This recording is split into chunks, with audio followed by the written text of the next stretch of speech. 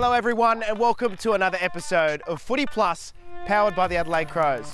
I'm Amos Gill and we're here at Morphett Wheel Racecourse for an episode jam-packed with everything South Australian sport. Definitely stepped in poo. Coming up on this episode, one of Australia's leading jockeys prepares to hang up the saddle. Everyone wants a Shane Crawford exit, to win the grand final and to be the best on ground, best player, but not everyone gets to do that. And we catch up with power great Matthew Primus about life on the Gold Coast. It's a brilliant place to live and, you know, as a footy club, I think there's some really good times coming ahead. Now, if I was a footballer, I often ask myself the question, what would you do with your off-season? You work so hard through the year and you get a brief window to blow off some steam. If I'm honest with myself and with you, I'd probably just eat my body weight in ABs and watch so much Netflix that my TV started asking me questions like, are you still there? Continue watching? Have you died? Are you ashamed of yourself? Of course the answer is yes. But Kyle Hartigan is a different kind of operator. Last year, he went to Mount Everest's base camp to raise some money for a charity close to his heart, the Crows Children's Foundation.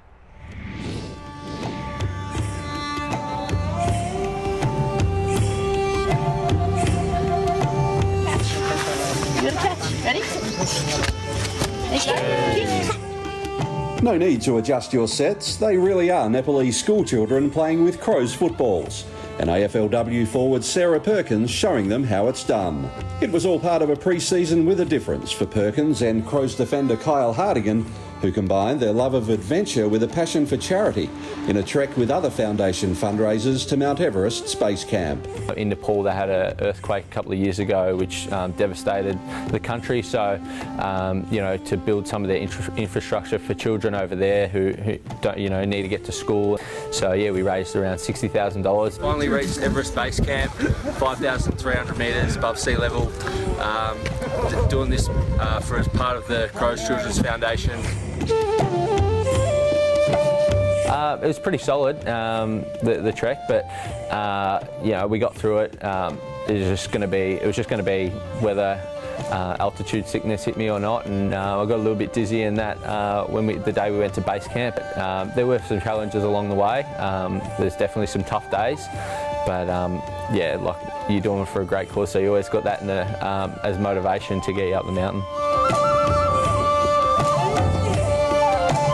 Charity is a cause close to Hartigan's heart, and he's joined the board of the Crows Children's Foundation. I love seeing the smiles on little kids' faces and you know, kids that are disadvantaged and stuff, and any little bit that I can make a difference, like you know, you see how big it is for the kids, and it's even bigger for me. Like it puts a big smile on my face, and yeah, it really hits you in the heart.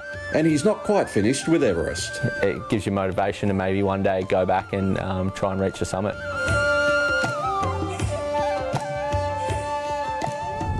Inspiring stuff there from the big man who made it to base camp. He didn't summit. I've summited. Mount Lofty. In just a few weeks, a compelling chapter in South Australia's racing history will come to an end when Clare Lindop rides here for the final time. Claire's calling time on an astonishing career where she rode 1,400 winners, 4 of which were Group 1s. She was also the first Australian woman to ride in the Melbourne Cup. This place just won't be the same without her.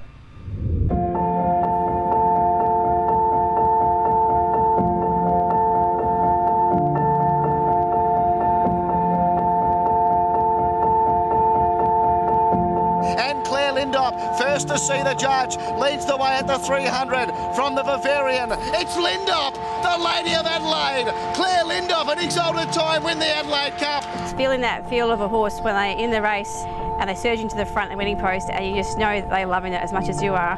That's a really big thrill. My biggest win would have to be Rebel Raider in the Derby in 2008. Clare Lindop going for home here. Clare Lindop will win the Derby on Rebel Raider. Rebel Raider by 2 lengths. Who be got you? In 2003 I had some luck and rode a horse called Debon, and riding her in the Melbourne Cup for Leo McDonald changed my career overnight.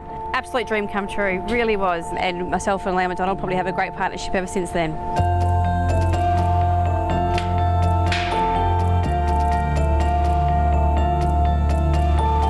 Female jockeys were allowed to ride against male jockeys since 1979, so it is still only just progressing. It's 30 odd years now, so I think that the female jockeys just prior to me, probably in the 80s, I really feel like they were the pioneers and did quite a few hard yards, but I'm definitely proud to be able to say that I continued on their path and feel like I was able to get to another level, and the female jockeys now racing will probably go beyond what I've achieved.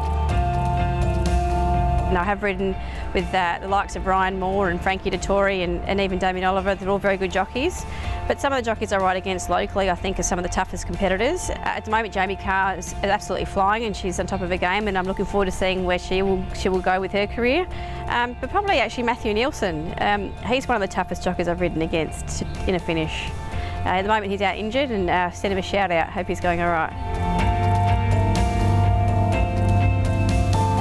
The ultimate would be to go out with a big win. You know, it might be a bit of an anticlimax. I mean, everyone wants a Shane Crawford exit, the win the grand final and to be the best on ground, best player, but not everyone gets to do that. I think breaking my bathroom scales and breaking my alarm clock are probably the two things I'm going to look forward to the most about retiring from being a jockey.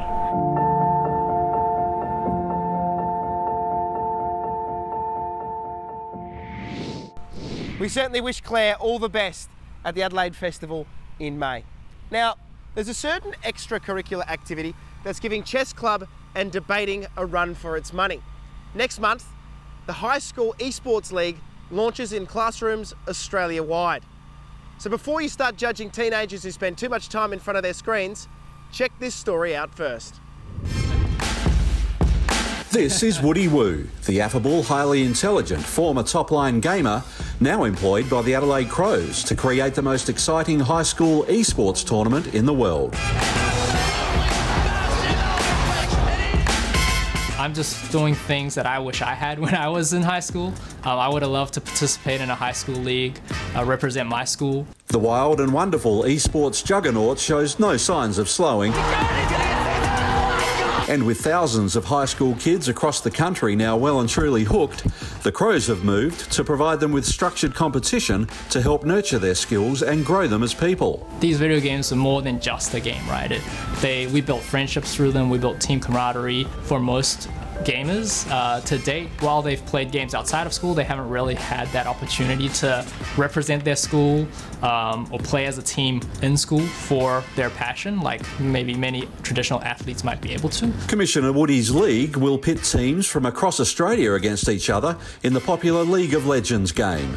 They'll play in a round-robin league, then playoffs known as the Gauntlet, with state and regional winners advancing to the Australian and New Zealand Championships in September. Showing teachers and parents the benefits of starting a League of Legends club in their school, showing them that, hey, this is something that you can use to teach important lessons like teamwork, communication, resilience. The Adelaide Football Club's own eSports team, Legacy, is a strong supporter of the concept. I think it's great. It promotes more participation within schooling children. There's a lot of team bonding, getting to know each other, and you understand people more. That's the reason esports is really growing, in the same way that a lot of sports fans talk about their favorite team, their favorite player, those big plays that they saw the other day, or the plays they made in their game the other day. It's the same conversations that gamers have about League of Legends. Registrations for the High School eSports League close on May 23. Now to a great offer for all Crows members from our major partner, Toyota. Toyota are offering all Adelaide Crows members a $500 accessory voucher for when you purchase a new Toyota vehicle.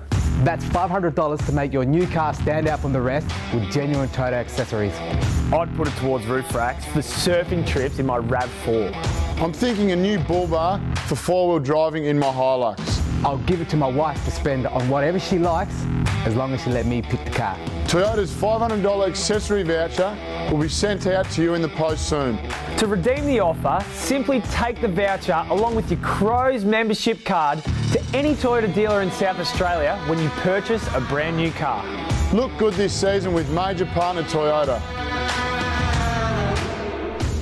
Matthew Primus is a South Australian football icon. He spent 15 years at Port Adelaide as a player, captain and coach before finally being let go in 2012.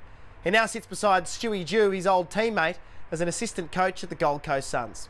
We've caught up with him to see how he's enjoying life on the Sunshine State. Watch the ball, Frick.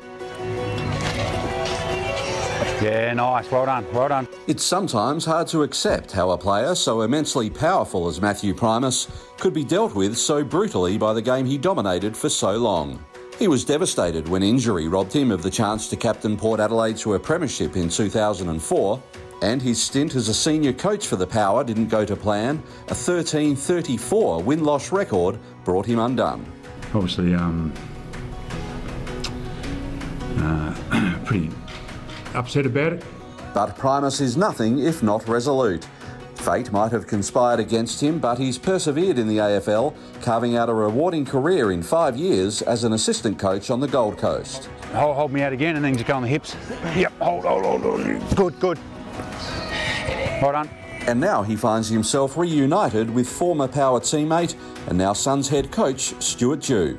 Now, we've had our challenges, but we've got a really good influx of good people working in the footy department and a really good crew of young players. So look, it's a brilliant place to live, and as a footy club, I think there's some really good times coming ahead in the next few years.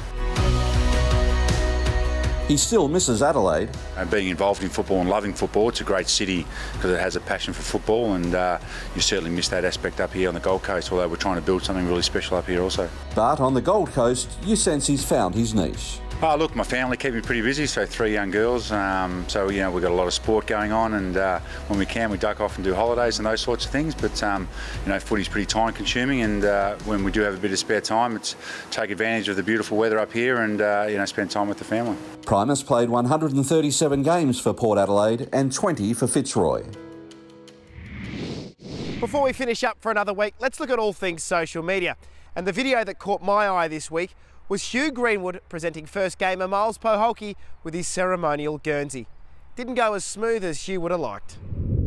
Gives me great pleasure to introduce the 220th player to don the Adelaide Crows jersey. Past players include Matty Robin, The Wiz, Matty Wade, Matty Bode, and let's start again. First and foremost, gives me the honour to introduce the 220th player to wear the Adelaide Crows footy jumper. So I hope you have some trust in yourself tonight to go out and play a role for us, which I know you will. And I'm super proud and privileged to present this jumper to you, mate, so well done. If you want more Adelaide Crows news, make sure you go to afc.com.au or find us on Facebook, Twitter and Instagram for more updates. Well, I hope you've enjoyed the show. Massive thanks to SAJC for letting me loose on the track. Keep an eye out for us on Channel 7 and 7 Plus in the weeks ahead. Bye for now.